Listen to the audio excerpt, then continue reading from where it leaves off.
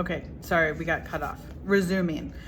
We left off on deferring ownership. So if you find yourself saying, I can't make this decision, this is not my problem, or that isn't my job, that is usually a sign, a flag that you're deferring ownership. Now, most people do this with very pure intentions, right? They're trying to honor an organizational chart, an accountability chart, or save their time to focus on their core duties. But good intentions in the situation do not prevent you from violating this pillar, because everybody, we're assuming people have good intentions, but this goes the next step. So what can you do if you're in a situation where this isn't my job, or I don't know what to do, or I can't make this decision? My recommendation for this is take responsibility for any task that bubbles up to you. That doesn't mean that you have to do it or that you have to make a decision that's outside of your realm to make, but it is not acceptable to turn people away or to not give them the help that they're looking for. If you are capable and authorized to solve that problem, solve it and then figure out where it should live. And by the way, I'm stealing this from John. This is what he said was his tip before when he's been talking to people. So you can absolutely solve their problem and then help them figure out where it's going to live. And the reason this is so important is because if you turn someone away, it has two very bad consequences. The first is it doesn't solve the real life issue at hand that someone's having a problem with.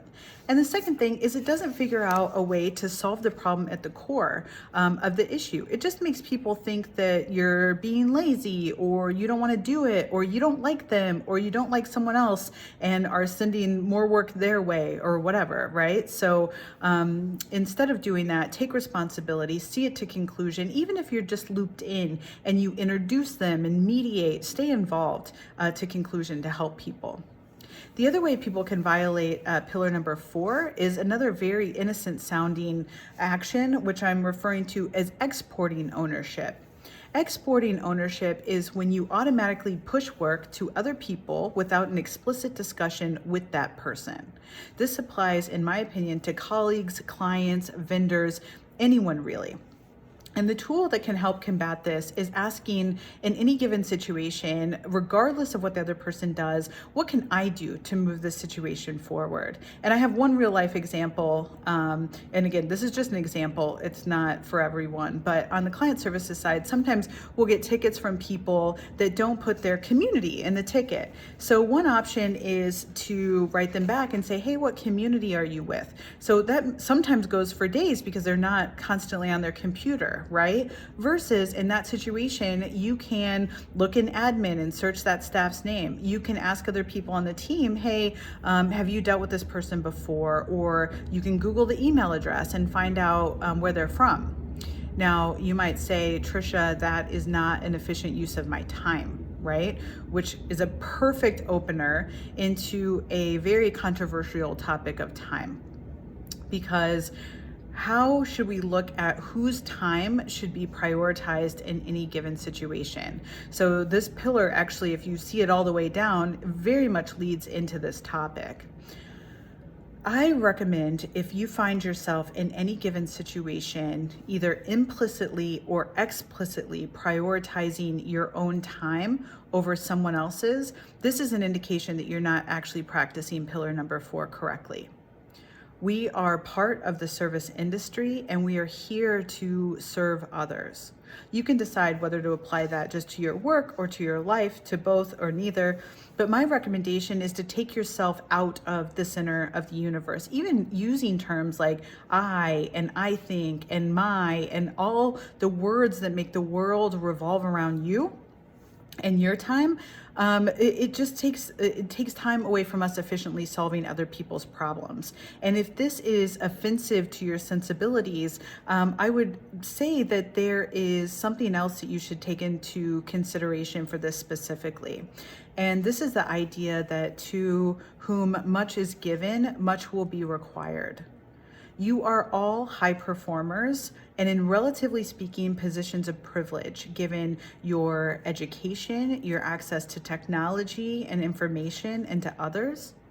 And I submit for all of your consideration that in this position, You no longer have to jockey for your time, or you prove yourself, or self-worth, or intelligence that often comes with putting yourself at the center of a situation and prioritizing your time over others. You are all extremely efficient and extremely intelligent and have the ability to make time for anything that needs to happen. So taking a little more time out of your day versus putting it on someone who may not have the education that you have, that may not have the experience that you have, and taking a little bit more of your time to help others is in service to our clients, to others, to vendors, to your colleagues, right? Because they may not have all the background that you have, even if you think that they do. So taking more on yourself in any given situation is the best route. And if everybody does that, it moves things forward so much more smoothly and efficiently in the grand scheme of things. Now, this may not work in every situation, but it can work here and it can work now. And especially all of you really live as human beings that are evolving and caring. And I really push all of us to not hold ourselves to a lower standard, but to hold ourselves to a higher standard and to dedicate that extra time and not hoard time as a special thing. My time is the most important thing in the universe, right? I really think that we should all choose to be in service and to be exceptional together. Leaders, I'll leave you with this thought from Joko, and he said, leaders have nothing to prove and everything to prove. And I think that's just a very powerful thought to reminisce on. So I am so appreciative of you guys watching these vlogs, and I know this one was extra long, so thank you for coming to my TED Talk, and I look forward to talking to you guys all this week.